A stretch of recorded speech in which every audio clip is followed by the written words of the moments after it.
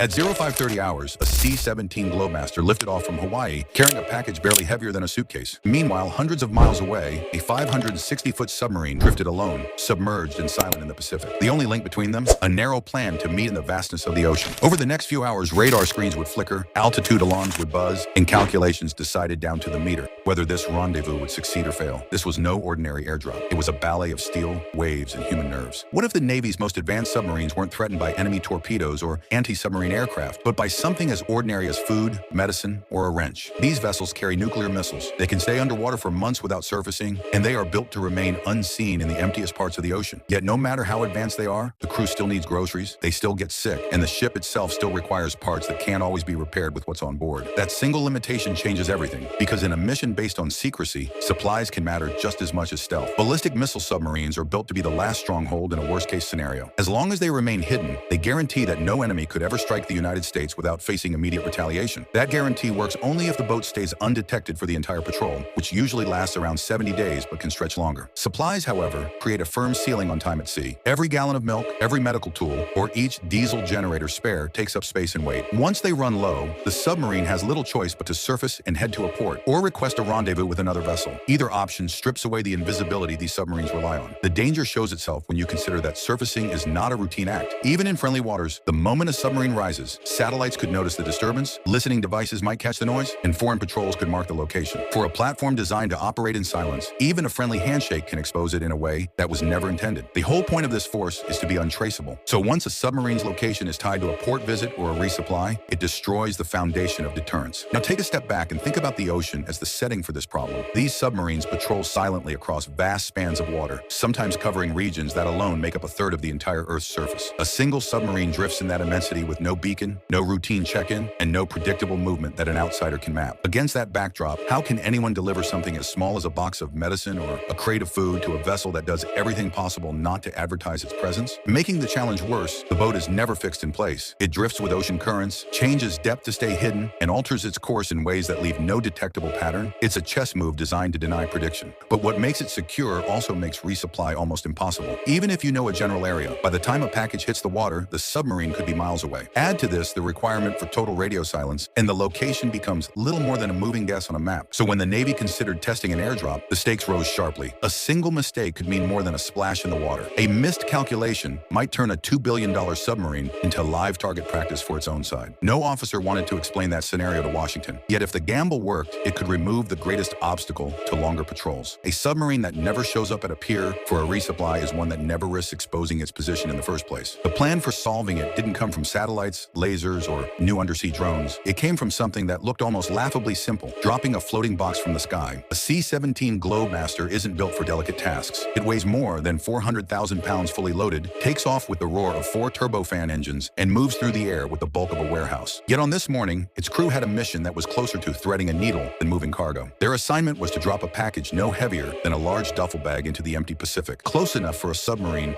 that didn't want to be seen to grab it without delay. It meant combining the brute force of the aircraft with calculations so tight that even a slight misstep could send the box far out of reach. The flight began early, leaving Hawaii at 5:30 a.m. Inside the cargo hold sat the package, a 50-pound container wrapped in multiple layers of foam for impact resistance and encircled by flotation devices in case it struck rough waves. Compared to the size of the plane, it looked almost laughably small, just a block strapped down to the floor. Yet it carried the weight of a demonstration, proving the Navy could extend submarine patrols without breaking secrecy. Finding the submarine to deliver it to, however, was the challenge. Submarines rarely sit still. Even idle, they drift across currents that can push them several nautical miles away in mere hours. Add deliberate course changes meant to erase any predictable pattern, and pinning down their exact position becomes more of an estimation exercise than a certainty. Radar didn't help much either. The sea is full of clutter, whitecaps, weather systems, stray vessels, and no submarine commander is eager to make the vessel stand out with a beacon. For the aircraft crew, this meant flying blind in some ways, relying on coordinated estimates and trust that the submarine would be near the general area. Contrast the tools of each side. The C-17 had state-of-the-art navigation instruments, GPS alignment, and constant monitoring of speed and course. The submarine, on the other hand, was actively trying to avoid predictability. Its silence and erratic path worked perfectly for deterrence, but it gave the crew in the sky only a slim window of possibility. As the aircraft closed in on the drop zone, the margin for error shrank. The crew needed to descend to just 500 feet over choppy seas, a height that gave enough room for the package to separate cleanly without drifting too far, but low enough to minimize bounce on impact. At that height, flying at the required 120 20 knots, everything moved fast. There was no chance to circle back if they got it wrong, and no guarantee they would even spot the submarine below. Loadmasters worked out the critical numbers with the same care normally reserved for precision weapons targeting. They calculated the fall time of the package, factored in its forward travel while in the air, adjusted for crosswinds, and accounted for the variances of sea swell. All of that data condensed into one small release window. When the order came, the bay doors opened, and shouts filled the cockpit. Corrections called out every half minute, while position updates raced against a drifting target. Waiting below was a small, rigid-hull inflatable boat, holding position about 200 meters off the submarine's starboard side. These sailors had their eyes locked on patch after patch of ocean, scanning for any sign the drop had worked. Then came the splash. The box hit the water 150 meters ahead and about 1,000 meters to the side. Well within retrieval range, the flotation collar deployed cleanly, keeping the package bobbing upright. Within seconds, the rigid hull boat surged forward, engines straining against the waves, pulling alongside the small orange bundle that had just fallen out of the sky. Moments later, it was on deck, intact and ready for delivery. This test was never about getting a single package to sea. It was about changing what submarines can do. For decades, the limiting factor on patrol endurance was always supply. Crews could hide and boats could stay quiet, but food and equipment had a fixed shelf life. Extending that timeline without requiring a port visit reshapes the role of these vessels entirely. Now, a submarine can remain undetected longer, maintaining deterrence without scheduling breaks that adversaries might track. And it came from something remarkably small. A 50-pound floating box proved precision, and simplicity can shift naval strategy on a global scale.